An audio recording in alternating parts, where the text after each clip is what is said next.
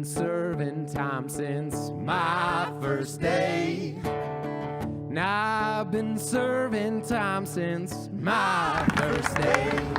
Thank you, Scott. And now I would like to introduce Rudy Gonzalez. Introduce your Federal.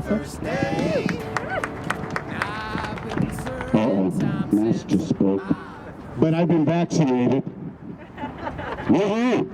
Anyway, we are an essential organization. I'm the executive director of Servicios de la Raza, Rudy Gonzalez, and also someone who's been really committed and one of the early promoters, supporters of what is now the STAR program, which is a alternative to policing program. I just want to say that I've been marching and sucking up mace and tear gas since I was 8 years old, here in Denver, and in DC, and in LA. I stand here on the shoulders of my father, Rodolfo Corky Gonzalez, who started some of the first marches against police brutality and violence in the 60s and 70s and 80s. So this is not a new struggle. This is a generational struggle that started actually in 1492. And it's going to continue. And we are going to continue to put pressure on systemic racism, systemic violence, state racism and violence. And we are here to say that get out of the way, let community take the driver's seat. We'll let you in the passenger seat. We need you as passengers. We need your government as passengers. We need the resources so we can empower our communities and do our work in determining our own destiny and how we serve.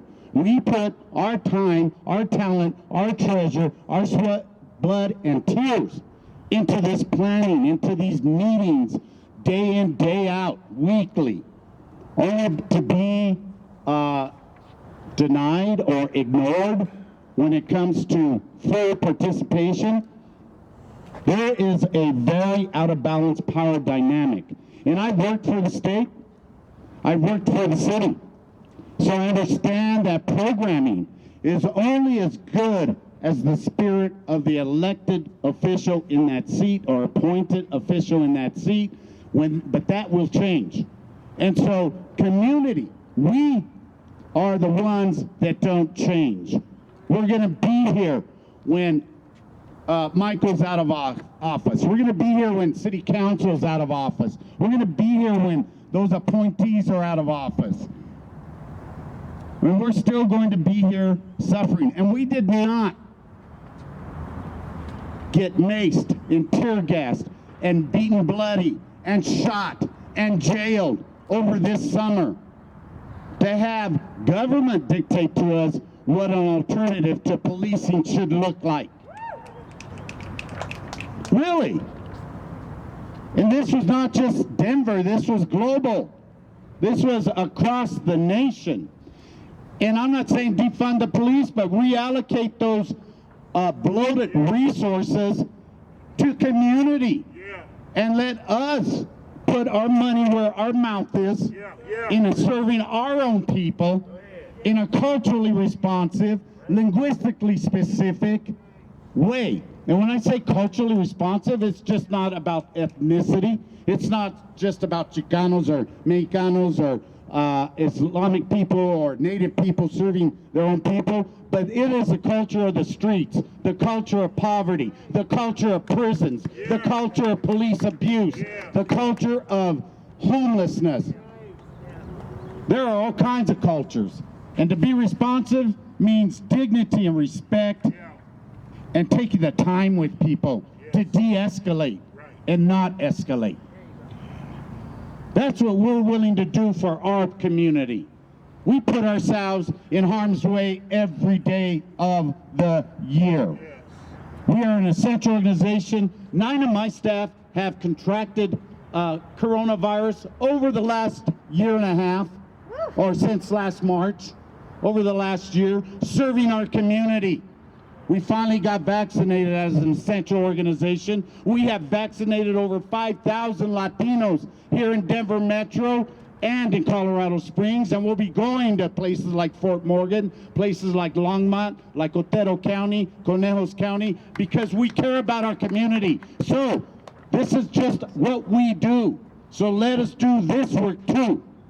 Let us respond to our communities and de-escalate situations so police don't have to get involved. Okay? I want to introduce, and actually from our Asian community, introduce Ashley Lewis. And she is a supporter and executive director of the initiative, which is a victims disability program. Say a couple words. I know. Okay, well, this was a little bit unexpected. You're good. Okay, well, I do victim service work around domestic violence victims and with disabilities. And what we know is that our disability community members, they do not feel safe calling the police for help.